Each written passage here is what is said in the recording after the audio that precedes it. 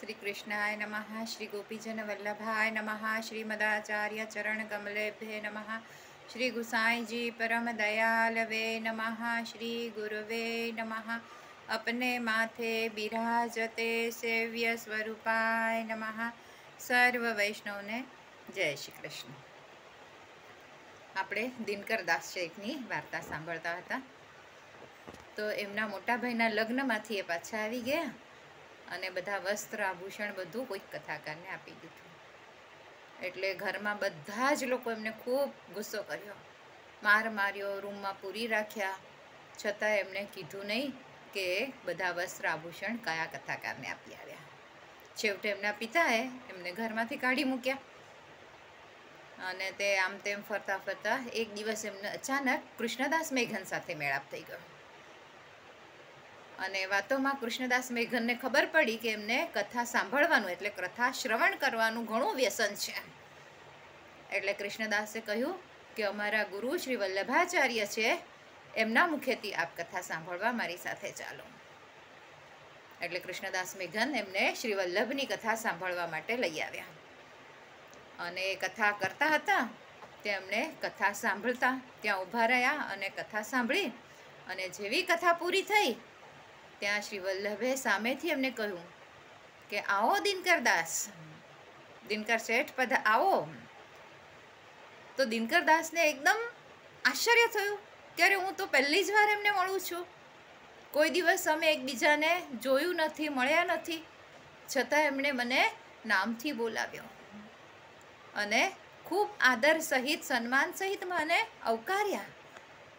એટલે એમને તો ખૂબ જ આશ્ચર્ય થયું અને કહ્યું કે આજ સુધી મેં ઘણા બધા કથાકારના મુખેથી કથા સાંભળી, પણ એ બધા કથાકાર પેટ ભરવા માટે, રૂપિયા કમાવા માટે, આજીવિકા માટે કથા કહેતા હતા, પણ આપના મુખેથી જે મેં કથા સાંભળી એ તો ભગવત લીલામાં એકદમ રચ્યા પચ્યા વાણીથી સાંભળી.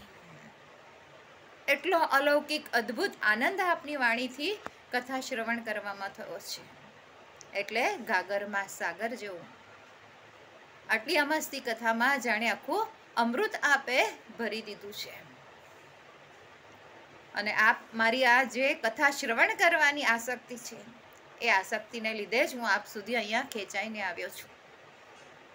હવે આપ મને શરણમાં લો અને મારી આ કથાની આસક્તિ એવી રીતે આપના મુખેથી મને તૃપ્તિ કરતી રહે.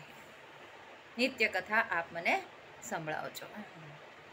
એમ કરીને એ શરણમાં આવ્યા. શ્રી વલ્લભે એમને શરણમાં લીધા અને દિનકરદાસે પણ નક્કી કર્યું કે હવે અડેલમાં જ કુટી બનાવીને ચિરનિવાસ કરવાનો, હંમેશા અહીં જ શ્રી વલ્લભની સાથે જ રહેવાનું. અને એમની એ કથા શ્રવણ કરવાની જે આસક્તિ એટલી બધી પ્રગાઢ હતી તો એનો એક પ્રસંગ છે. તો એકવાર શું થયું કે એ ઠાકોરજી માટે સામગ્રી સિદ્ધ કરતા હતા, દાળ બાટી બનાવતા હતા અને ત્યાંથી શ્રી વલ્લભના જલઘરિયા જલ લઈને આવતા હતા. તો દિનકરદાસે પૂછ્યું કે શું સમય થયો છે? કે બસ હું નીકળ્યો ત્યારે તો આચાર્ય પ્રભુ કથાની શરૂઆત જ કરતા હતા, પોથી લઈને બેસ્યા હતા. હવે દિનકરદાસે વિચાર કર્યો કે હવે આ હું દાળ બાટી બનાવીશ બધું ને પ્રભુને આરોગ આવડાવીશ અને પછી પહોંચીશ તો વિલંબ થઈ જશે, કથા શરૂ થઈ જશે, મારી કથા અધૂરી રહેશે.